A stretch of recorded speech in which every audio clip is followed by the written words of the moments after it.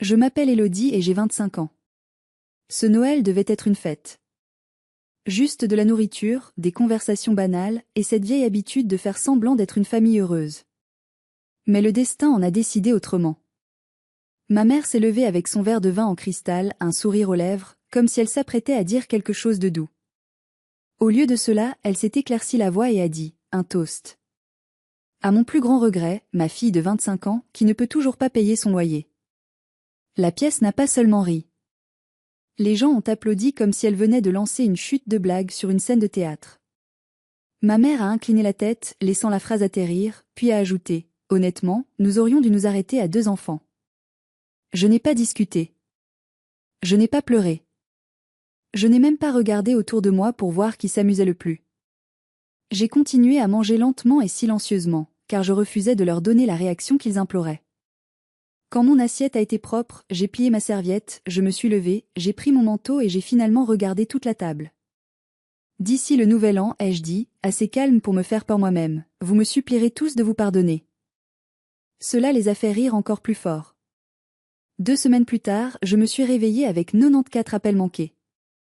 Et le premier message vocal n'était pas des excuses. C'était de la panique pure. Avant de vous raconter ce qui a transformé leur confiance arrogante en peur absolue, j'ai une petite faveur à vous demander. Abonnez-vous à la chaîne et activez la cloche, car cette histoire ne se termine pas par un câlin familial.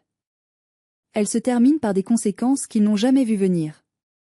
Dites-moi aussi dans les commentaires depuis quelle ville ou quel pays vous écoutez cette histoire, et quelle heure il est chez vous actuellement. J'adore savoir jusqu'où mon histoire voyage.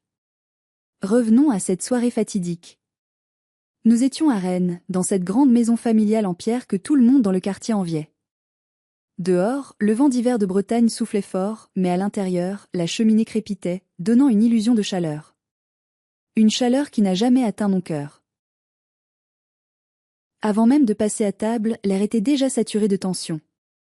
J'étais dans le couloir, en train d'ajuster mon vieux pull en laine, celui que je porte depuis 3 hivers parce que je refuse de dépenser de l'argent pour des vêtements neufs tant que mes économies ne sont pas sécurisées. C'est là que j'ai vu Laetitia, ma sœur aînée de 28 ans, descendre les escaliers comme une reine de beauté. Elle portait une robe en velours rouge flambant neuve et, à son bras, un sac à main de créateur que je reconnaissais trop bien. C'était le modèle exact qu'elle m'avait montré dans un magazine 2 semaines plus tôt. Le problème ? Elle ne travaille pas. Ou plutôt, elle se dit consultante en beauté, ce qui signifie qu'elle poste des photos sur Instagram et attend que l'argent tombe du ciel. Cet argent, je le savais, venait de la carte de crédit d'urgence que j'avais confiée à ma mère, Sylviane, spécifiquement pour les médicaments de mon père et les courses alimentaires. Joli sac, ai-je dit, ma voix trahissant à peine ma colère. Laetitia a caressé le cuir avec un sourire suffisant. N'est-ce pas ? Maman a dit que je le méritais pour avoir enduré une année si difficile. Difficile ? Son année difficile consistait à planifier des vacances qu'elle ne pouvait pas se payer et à se plaindre que son petit ami, Cédric, ne lui offrait pas assez de bijoux. Tu sais que cette carte était pour la pharmacie, Laetitia, ai-je murmuré pour ne pas faire de scène. Ma mère, Sylviane, est sortie de la cuisine à ce moment-là, portant un plateau de canapé au foie gras. Elle m'a lancé ce regard qu'elle réserve aux domestiques incompétents. Oh, Élodie, arrête d'être si rabat-joie. C'est Noël. Ne sois pas béhentin. Ta sœur avait besoin de se sentir belle. Mon père, Patrice, était assis dans son fauteuil, les yeux rivés sur la télévision, indifférent. Il a pris sa retraite anticipée il y a 5 ans, prétendant avoir mal au dos, mais je le vois soulever des caisses de vin sans problème quand il s'agit de faire la fête. Il n'a rien dit. Il ne dit jamais rien quand maman dépense l'argent que je ramène à la maison. Nous sommes passés à table. La nappe était brodée, l'argenterie brillait. Cédric, le petit ami de Laetitia, s'est servi un verre de vin rouge à un grand cru que j'avais acheté pour une occasion spéciale, pas pour être englouti comme du jus de raisin. Il a commencé à parler fort, se vantant de ses projets immobiliers fictifs. Tu verras, Patrice, disait-il à mon père, la bouche pleine, l'année prochaine, je signe un contrat qui va nous mettre à l'abri. Mon père hochait la tête, admiratif. C'est bien, mon garçon. C'est ça qu'on veut entendre. De l'ambition. J'ai regardé mon assiette. Je suis comptable dans une entreprise de transport logistique.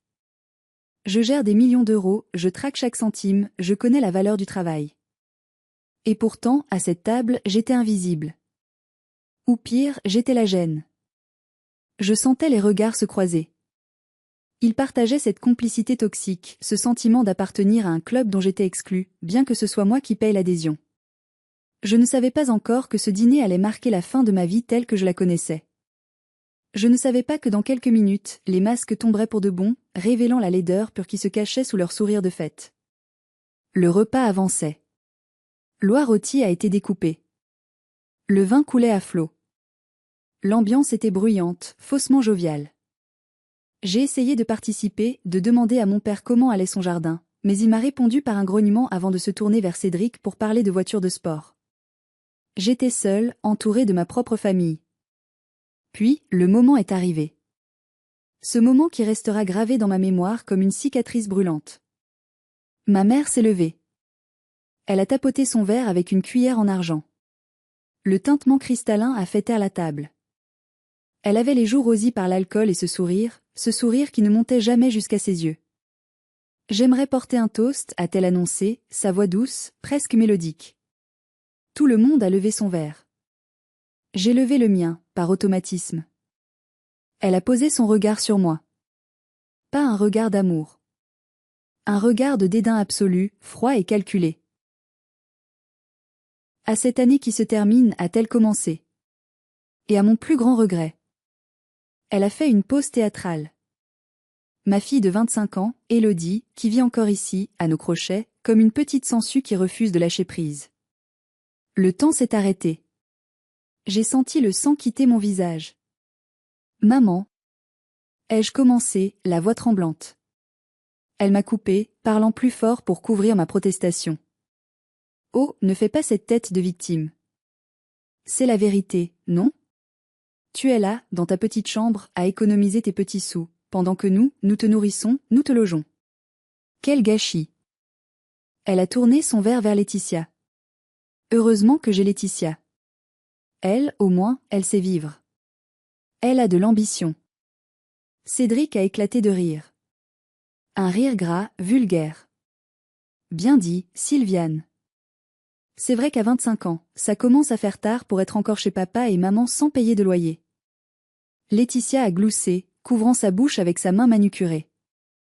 Arrêtez, vous allez la faire pleurer. Vous savez qu'elle est sensible quand on parle de son manque de réussite. Mon père? Il a souri. Il a juste souri et a bu une gorgée de vin. Ma mère, encouragée par leur réaction, a porté le coup de grâce. Honnêtement, a-t-elle dit en regardant ses invités imaginaires, nous aurions dû nous arrêter à 2 enfants. La troisième, c'était l'erreur de trop. Les rires ont redoublé. Ils tapaient sur la table. Ils trouvaient ça hilarant. L'humiliation publique de leur propre fille, de leur propre sœur, était le clou du spectacle de Noël. Je suis restée assise. Je sentais une boule de feu dans ma poitrine, mais ce n'était pas de la tristesse. C'était quelque chose de nouveau. Quelque chose de dur, de froid et de tranchant. C'était de la haine. Une haine pure, distillée, cristallisée par des années de mépris.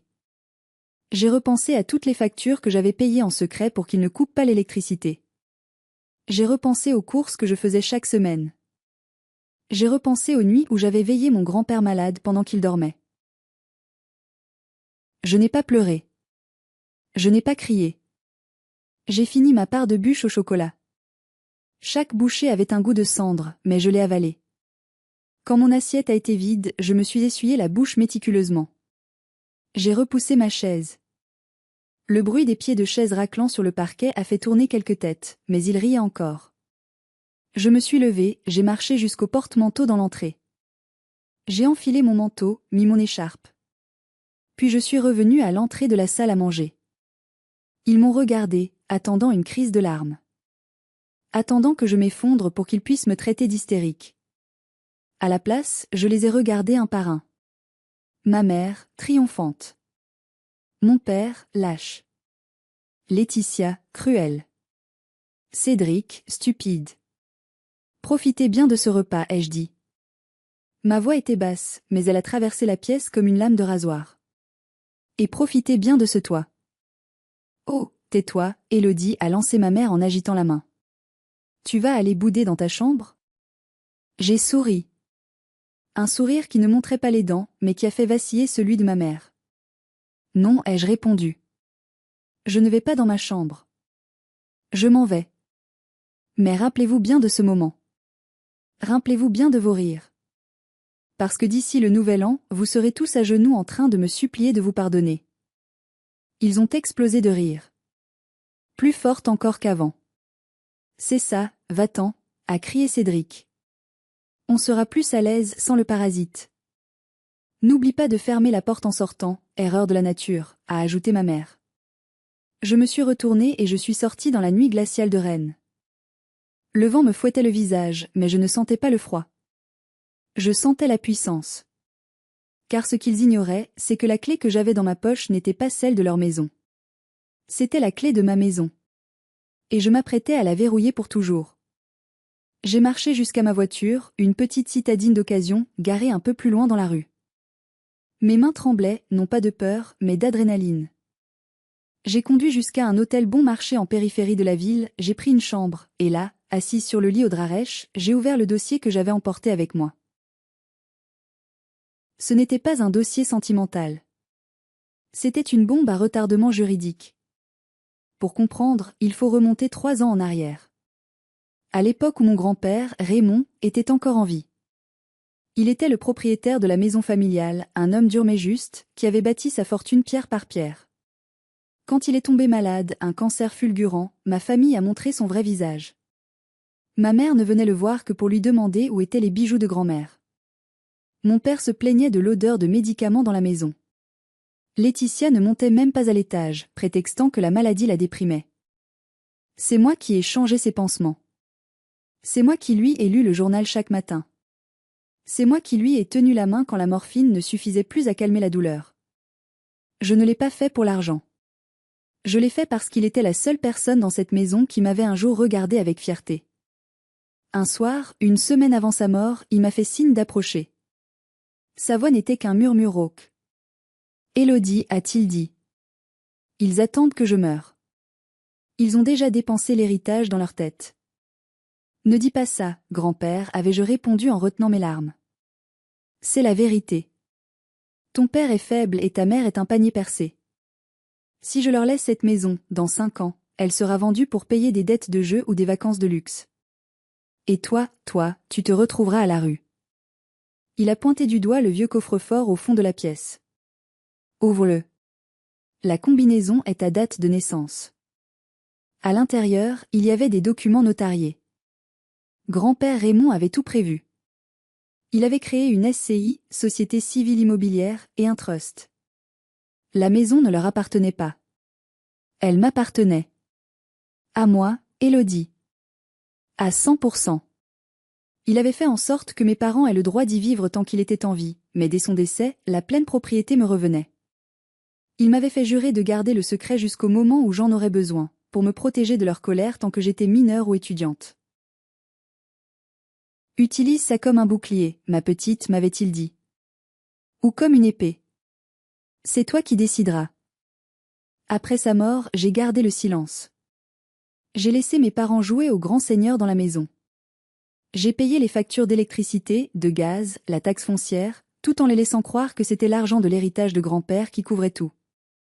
En réalité, l'héritage liquide avait été dilapidé par eux en 6 mois. C'est mon salaire qui maintenait les lumières allumées depuis 2 ans. Et ce soir, à Noël, il m'avait traité de parasite. De sangsues. J'ai caressé le papier froid de l'acte de propriété. Il vivait chez moi. Il mangeait ma nourriture. Il se chauffait avec mon argent. Et ils osaient m'humilier devant des étrangers? J'ai sorti mon téléphone et j'ai composé un numéro. Il était tard, c'était Noël, mais je savais qu'elle répondrait. Maître Hélène Vasseur, l'avocate que grand-père avait engagée pour rédiger ses documents. Une femme de fer. Allô? Sa voix était claire, professionnelle. Maître Vasseur, c'est Élodie. Élodie. Joyeux Noël. Il y a un problème? Non, maître. Il y a une solution. Je veux lancer la procédure. Je veux qu'ils partent. Tous. Il y a eu un silence au bout du fil, puis j'ai entendu le sourire dans sa voix. Très bien, Élodie. Je prépare les papiers dès demain matin. L'avis d'expulsion sera prêt. J'ai raccroché et j'ai regardé le plafond de l'hôtel. La petite fille triste qui voulait juste être aimée par sa maman était morte ce soir. À sa place, il y avait la propriétaire. Et la propriétaire n'était pas contente.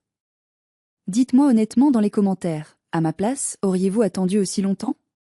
Ou les auriez-vous mis à la porte dès la première insulte? J'ai vraiment besoin de savoir si j'ai été trop patiente. Les jours suivants ont été un mélange étrange de calme et de tempête. Je suis restée à l'hôtel, allant au travail comme d'habitude, mais en évitant soigneusement de croiser quiconque de ma famille. J'ai bloqué leur numéro temporairement pour me concentrer sur mon travail.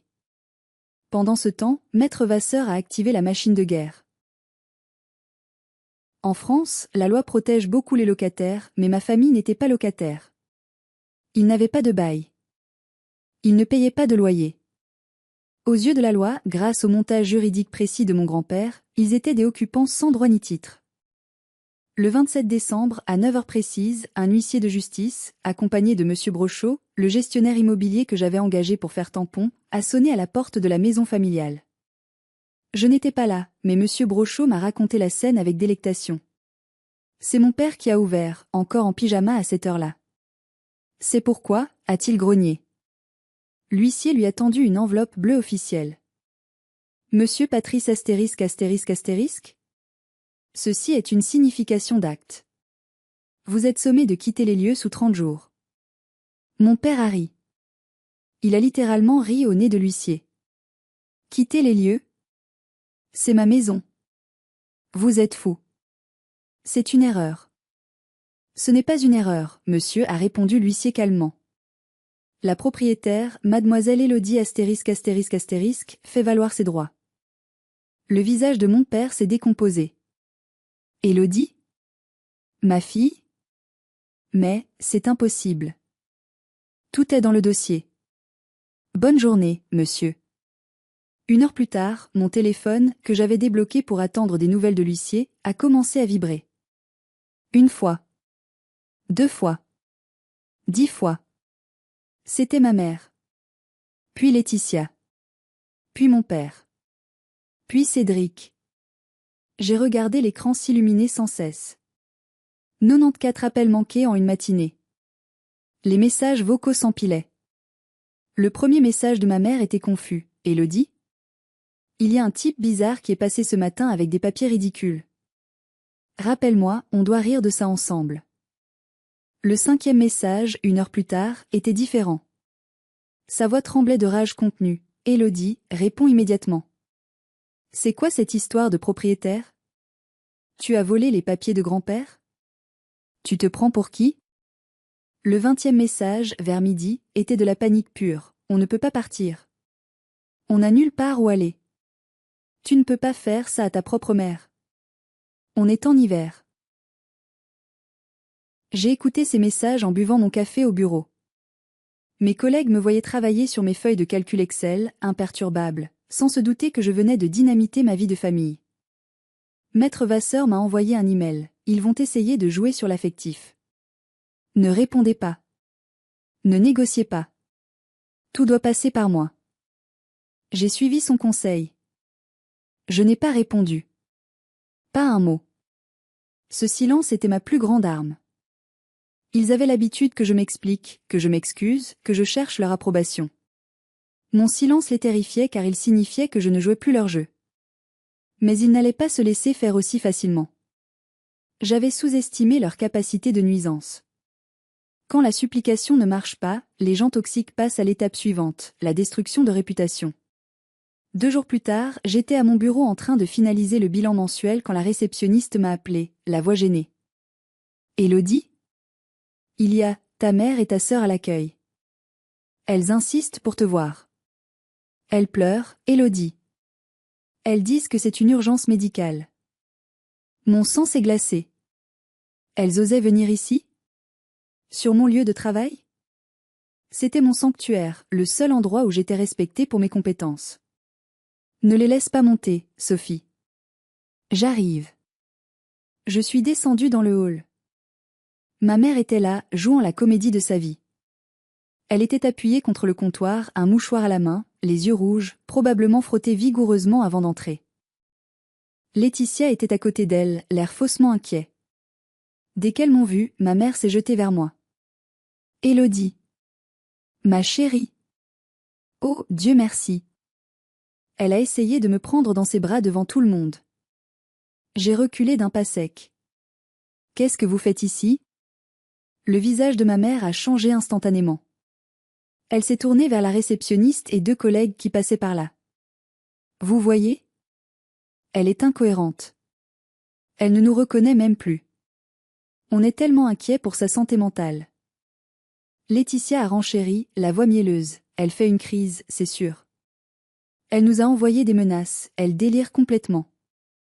On a peur qu'elle se fasse du mal ou qu'elle fasse du mal à l'entreprise. Je sentais les regards de mes collègues peser sur moi. Le doute s'installait dans leurs yeux. C'était leur stratégie, me faire passer pour folle pour discréditer mes actions légales. Si j'étais folle, l'acte de propriété ne valait rien. Si j'étais folle, elles devenaient mes tuteurs. « Sortez, ai-je dit, la voix blanche. On ne partira pas sans toi, ma chérie, a sangloté ma mère. On doit t'emmener voir un médecin. Tu as besoin d'aide. » C'est là que mon patron, Monsieur Lambert, est arrivé. Un homme sévère qui déteste le scandale. « Que se passe-t-il ici ? » « Monsieur, » s'est écriée ma mère.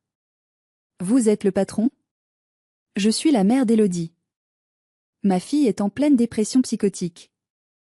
Elle essaie de mettre sa famille à la rue en plein hiver. C'est inhumain. Elle vole de l'argent, elle invente des histoires. » J'ai vu Monsieur Lambert froncer les sourcils en me regardant. Ma carrière ne tenait qu'à un fil. Je savais que je devais agir vite et fort. « Monsieur Lambert, ai-je dit calmement, bien que mes genoux tremblent. Je suis désolée pour ce dérangement. Ces personnes sont en train d'être expulsées d'une propriété qui m'appartient légalement pour non-paiement et abus de confiance. Voici l'avis d'huissier. » J'avais gardé une copie dans mon sac, sur les conseils de Maître Vasseur. J'ai sorti le document bleu et je l'ai tendu à mon patron. Il l'a lu rapidement. Et voici, ai-je continué en sortant mon téléphone, les relevés bancaires prouvant que c'est moi qui finance leur vie depuis 5 ans. Ce n'est pas une crise psychotique, monsieur. C'est une dispute légale qu'elles essaient de transformer en drame public. Monsieur Lambert a regardé les papiers, puis a regardé ma mère qui s'était soudainement tue, réalisant que son numéro de victime ne fonctionnait pas face à des documents officiels. « Madame, » a dit Monsieur Lambert d'une voix glaciale. « Ceci est un lieu de travail privé. Je vous prie de sortir immédiatement, ou j'appelle la sécurité. » Ma mère a ouvert la bouche comme un poisson hors de l'eau. Laetitia a attrapé son bras. « Viens maman, on s'en fout. Elle manipulera tout le monde, comme d'habitude. » En passant près de moi, ma mère a sifflé, si bas que seul moi pouvais l'entendre. « Tu vas le payer, petite ingrate. Tu crois que tu as gagné ? Tu ne sais pas de quoi je suis capable. » Elles sont parties. J'ai présenté mes excuses à mon patron. Il m'a rendu les papiers et m'a regardé avec une lueur de respect nouveau. « Désolée, Élodie. Je ne savais pas que vous gériez tout ça. Prenez votre après-midi si vous en avez besoin. » Je suis retournée à mon bureau, victorieuse mais épuisée. Mais le répit fut de courte durée. Le soir même, j'ai reçu une notification. Laetitia avait posté sur le groupe Facebook Les Voisins de Rennes, qui compte 50 000 membres. Le titre du post, « Aidez-nous. Ma sœur millionnaire met nos parents âgés et malades à la rue pour Noël. » Les commentaires haineux commençaient déjà à affluer. La diffamation sur Facebook se répandait comme une traînée de poudre. Des inconnus m'envoyaient des messages d'insultes, me traitant de monstre sans cœur. J'ai dû désactiver mes comptes sociaux temporairement. Maître Vasseur m'a rassuré, faites des captures d'écran de tout. C'est de la diffamation publique. Ça ne fera qu'alourdir leur dossier au tribunal. Mais le virtuel n'était pas leur seule arme. Ils avaient besoin de me confronter physiquement pour me faire plier. 3 jours après l'incident au bureau, je suis allée chercher un café avant le travail dans une petite brasserie que je fréquente habituellement. J'avais besoin de caféine pour tenir le coup. À peine avais-je commandé qu'une main lourde s'est posée sur mon épaule. Je me suis retournée. C'était Cédric. et derrière lui, Laetitia, les bras croisés, un sourire narquois aux lèvres.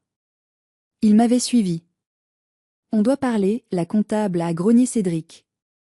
Il essayait de jouer les durs, gonflant le torse dans son blouson en cuir trop serré. Je n'ai rien à vous dire, ai-je répondu en essayant de contourner Cédric. Il m'a bloqué le passage. Tu vas t'asseoir et tu vas écouter, a sifflé Laetitia. Maman est en train de devenir folle à cause de toi. Papa ne dort plus. Ce n'est pas mon problème, ai-je dit, ma main serrant mon téléphone dans ma poche. J'ai discrètement activé l'enregistreur vocal. Laissez-moi passer. Cédric s'est penché vers moi, envahissant mon espace personnel. Écoute-moi bien. Tu vas signer un papier renonçant à la propriété. Tu vas dire que c'était une erreur administrative. Sinon, on sait où tu te gares le soir. Rennes est une petite ville, Élodie. C'était une menace directe. Mon cœur battait la chamade. Tu me menaces, Cédric? Je te préviens, c'est tout. Ce n'est pas ta maison. C'est celle de Patrice et Sylviane. Ton grand-père était sénile quand il a signé ça. Tu l'as manipulé. Tu n'es qu'une voleuse. C'est faux, a retenti une voix forte derrière eux. Tout le monde s'est retourné. C'était ma tante Margot. La sœur de mon père. La brebis galeuse de la famille parce qu'elle avait osé divorcer et vivre sa vie librement. Je ne l'avais pas vue depuis des années, mais elle était là, debout, son manteau rouge éclatant dans la grisaille du café. Elle avait dû voir le post Facebook de Laetitia et deviner où me trouver. Tante Margot, a balbutié Laetitia, perdant de sa superbe. Margot s'est avancée, repoussant Cédric d'un geste sec. J'ai tout entendu. Vous êtes pathétique. Toi, Laetitia, à 28 ans, tu vis encore de l'argent de poche de ta petite sœur et tu oses la traiter de voleuse? Ce ne sont pas tes affaires, Margot, a crié Laetitia. Bien sûr que si. Raymond m'avait tout dit avant de mourir, a déclaré Margot, fixant Laetitia droit dans les yeux. Il m'a dit, si jamais ils essaient de voler la maison à Élodie, tu seras mon témoin.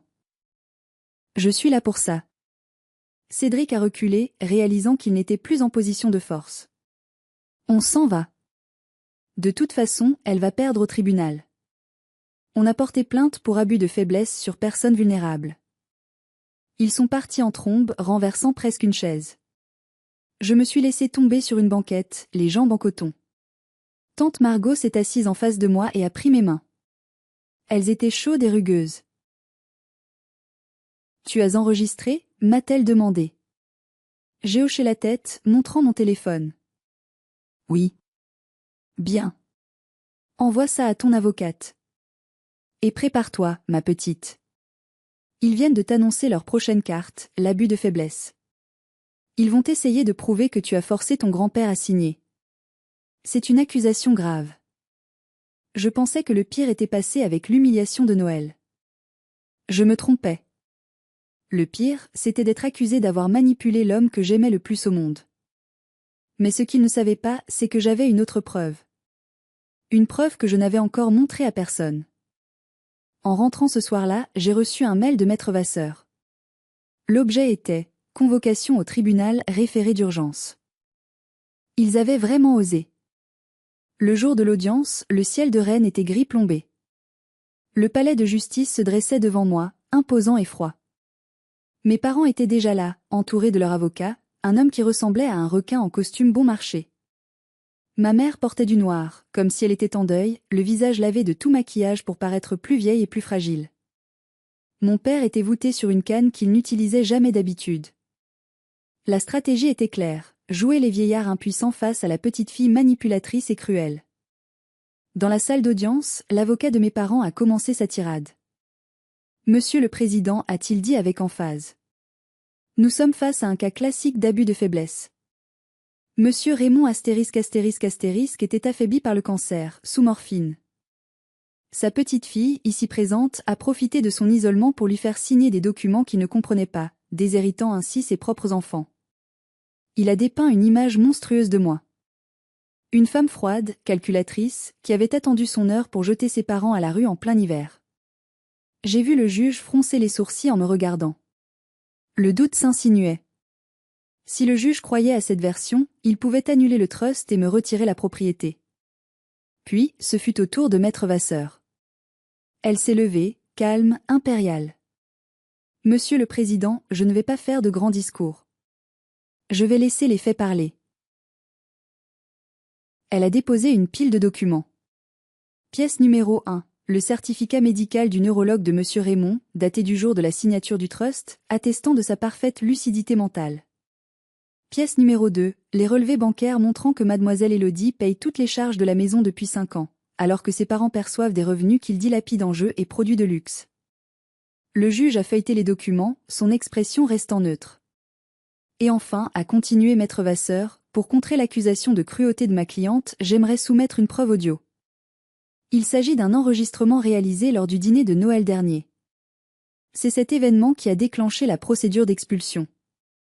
L'avocat de mes parents a bondi. Objection. Enregistrement à l'insu des personnes. C'est une preuve admissible dans le cadre d'un litige familial pour prouver le harcèlement moral, Monsieur le Président, a rétorqué Maître Vasseur. Le juge a hoché la tête. Je l'autorise. Un silence de mort s'est abattu sur la salle. Maître Vasseur a appuyé sur lecture. La voix de ma mère a résonné, claire et nette, amplifiée par les enceintes du tribunal. À mon plus grand regret, ma fille de 25 ans, petite sangsue, on aurait dû s'arrêter à 2 enfants. Puis les rires. Ces rires cruels, sadiques. Les applaudissements. J'ai vu ma mère se ratatiner sur son banc. Son masque de vieille dame fragile s'effritait. Le juge écoutait, le visage se durcissant à chaque mot, à chaque rire. Quand l'enregistrement s'est terminé, le juge a enlevé ses lunettes et a regardé mes parents. Il n'y avait plus de doute dans ses yeux. Il y avait du dégoût. C'est ainsi que vous parlez de la personne qui vous héberge gratuitement, a demandé le juge, sa voix tranchante comme un couteau. Ma mère a essayé de balbutier. C'était de l'humour, monsieur le juge. Un malentendu. Je ne trouve pas ça drôle, madame, a coupé le juge. Le verdict est tombé 1 heure plus tard. Rejet total de la demande de mes parents. Validation de mon titre de propriété. Et surtout, confirmation de l'avis d'expulsion sans délai supplémentaire, assortie d'une ordonnance de protection interdisant à ma famille de m'approcher ou de me contacter, compte tenu des menaces enregistrées par Cédric, que Maître Vasseur avait ajoutées au dossier au dernier moment. En sortant de la salle, ma mère a essayé de s'approcher de moi, la haine déformant ses traits. « Tu es contente ? Tu as gagné ? Tu as tué ta famille. » L'huissier s'est interposé. Arrière, madame. Vous avez entendu le juge. Pas de contact. Je les ai regardés une dernière fois. Ils semblaient soudain si petits. Si impuissants. Je n'ai pas tué la famille, maman, ai-je dit doucement. Elle était déjà morte. Je l'ai juste enterrée. Mais comme un animal blessé, ma famille avait encore un dernier coup de griffe à donner. Et ce coup allait me faire mal là où je ne m'y attendais pas, au cœur de mes souvenirs. Le délai de 30 jours est arrivé à son terme. Ils devaient partir. Je n'étais pas présente lors de leur départ. Je ne voulais pas voir leur cirque. J'avais envoyé Monsieur Brochot pour récupérer les clés et faire l'état des lieux de sortie. Mais vers 16 heures, Monsieur Brochot m'a appelé. Sa voix, d'habitude si professionnelle et détachée, tremblait de colère. Mademoiselle Élodie, vous devez venir. Tout de suite. Et, préparez-vous.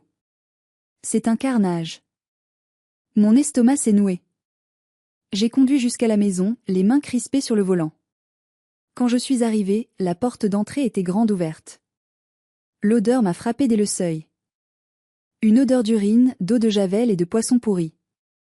Je suis entrée dans le salon. J'ai porté la main à ma bouche pour étouffer un cri. Le parquet en chêne massif, celui que mon grand-père cirait avec tant d'amour chaque dimanche, était ravagé. De profondes rainures avaient été tracées, probablement avec un tournevis ou une clé, formant des mots obscènes. Ingrate. Salope. Les murs étaient maculés. Ils avaient jeté des œufs et de la sauce tomate, laissant le tout sécher. Des trous avaient été percés dans les cloisons à coups de marteau. Je suis montée à l'étage. Dans ma chambre d'enfant, ils avaient tout détruit. Mes livres étaient déchirés, mes vieux jouets brisés. C'était de la pure méchanceté. Ils n'avaient rien volé, ils avaient juste voulu tout gâcher. Mais le pire m'attendait dans le jardin. Le jardin de grand-père. Sa fierté. Il avait passé 40 ans à cultiver une roseraie magnifique, avec des espèces rares. C'était mon sanctuaire, l'endroit où je me sentais encore proche de lui. Je suis sortie par la baie vitrée brisée. Tout était mort. L'herbe était jaune et brûlée. Les rosiers étaient noirs, flétris. Une bouteille vide d'herbicide industriel et plusieurs bidons d'eau de javel traînaient au sol. Laetitia et ma mère avaient sciemment empoisonné la terre pour que plus rien ne puisse jamais y pousser. Je suis tombée à genoux dans la boue chimique. Pour la première fois depuis ce dîner de Noël, j'ai pleuré. J'ai hurlé de douleur. Ce n'était pas pour la maison. C'était pour mon grand-père. C'était comme s'il l'avait tué une deuxième fois. Monsieur Brochot s'est approché doucement et m'a tendu un papier qu'il avait trouvé scotché sur le miroir brisé de la salle de bain. C'était l'écriture de ma mère. Une écriture cursive, élégante, qui contrastait avec l'horreur du message. Si nous ne pouvons pas avoir cette maison, toi non plus. Profite bien de tes ruines, ma fille. C'est tout ce que tu mérites. J'ai serré le papier dans mon poing jusqu'à ce que mes ongles entament ma paume. Il pensait m'avoir brisé. Il pensait que je vais m'effondrer devant ce désastre et abandonner. Ils avaient tort. Je me suis relevée. J'ai essuyé mes larmes avec le revers de ma manche. J'ai regardé Monsieur Brochot. Appeler un huissier pour le constat. Appeler la police pour vandalisme. Appeler les experts en assurance. Vous allez faire quoi? A demandé Monsieur Brochot. Je vais leur faire payer, ai-je répondu, ma voix froide comme l'acier. Chaque latte de parquet. Chaque rosier mort. Chaque trou dans le mur. Je vais transformer leur petite vengeance en une dette financière qui les suivra jusqu'à la tombe. La tristesse avait disparu. Il ne restait plus que la comptable. Et la comptable allait présenter la facture. La procédure judiciaire pour vandalisme a été rapide et brutale. Avec le constat d'huissier, les photos accablantes et le témoignage de Madame Leclerc, la voisine qui les a vus charger des bidons de javel, il n'y avait aucune échappatoire. Le juge, le même qui avait ordonné l'expulsion, était furieux. Il a qualifié leurs actes de barbarie domestique. Le jugement est tombé comme un couperet de guillotine, 40 000 € de dommages et intérêts pour la remise en état de la maison et du jardin. 5 000 € de préjudice moral. Prise en charge de tous les frais de justice. Bien sûr, il n'avait pas cet argent. Alors la justice a fait ce qu'elle fait de mieux, elle s'est servie à la source. La pension de retraite de mon père? Saisie à hauteur du maximum légal chaque mois. Il ne lui restait plus que le minimum vital pour survivre. Fini le vin, fini la télé par câble. Les comptes bancaires de ma mère? Bloqués et vidés. Mais le karma ne s'est pas arrêté à l'argent. J'ai appris par tante Margot ce qui s'est passé ensuite. Sans maison et avec des comptes saisis, ils ont dû chercher un logement en urgence. Mais avec un dossier d'expulsion récent et une condamnation pour vandalisme, aucun propriétaire à Rennes ne voulait d'eux. Ils étaient sur toutes les listes noires des agences immobilières. Ils ont fini dans un petit appartement insalubre en grande banlieue, une zone HLM où l'ascenseur est toujours en panne. Pour ma mère, qui se prenait pour une bourgeoise, c'était l'enfer sur terre. Et Laetitia? Quand Cédric a réalisé qu'il n'y aurait pas d'héritage, pas de maison gratuite et que sa petite amie était solidairement responsable d'une dette de 45 000 €, son amour s'est évaporé. Il a largué par SMS 2 semaines après l'expulsion. Laetitia, la Golden Child, la princesse qui ne voulait pas travailler, a dû faire face à la réalité. Sans Cédric, sans papa et maman pour la financer, elle a dû trouver un emploi. Tante Margot m'a envoyé une photo volée l'autre jour. On y voit Laetitia, sans maquillage, l'air épuisé, en train de mettre en rayon des boîtes de conserve dans un supermarché discount. Elle portait l'uniforme du magasin, loin, très loin de ses robes en velours et de ses sacs de créateurs. Quant à moi, j'ai passé 6 mois à superviser les travaux. J'ai fait poncer le parquet jusqu'à ce que les insultes disparaissent. J'ai fait repeindre les murs en blanc pur. J'ai fait venir un paysagiste pour dépolluer la terre du jardin. Mais je savais que je ne pourrais plus jamais vivre ici. Trop de fantômes. Trop de haine imprégnée dans les murs. Une fois la maison remise à neuf, plus belle que jamais, je l'ai mise en vente. Le marché immobilier à Rennes était en plein boom. Elle s'est vendue en une semaine, bien au-dessus du prix estimé. Avec l'argent, j'ai remboursé les quelques frais restants, j'ai mis une grosse somme de côté pour ma retraite, une habitude de comptable, et j'ai pris une décision radicale. J'allais réaliser le rêve que j'avais confié à grand-père quand j'avais 10 ans. Dites-moi dans les commentaires, pensez-vous que j'étais trop dur en leur prenant jusqu'à leur dernier centime? Ou est-ce que c'est juste le prix de leur méchanceté? J'ai quitté Rennes. J'ai déménagé à Nantes, une ville où personne ne connaît mon nom, où personne ne connaît mon histoire. Avec l'argent de la vente, j'ai acheté un petit local commercial dans le centre-ville historique et un appartement lumineux juste dessus. Aujourd'hui, je suis propriétaire d'une librairie-salon de thé. Ça s'appelle le Jardin de Raymond.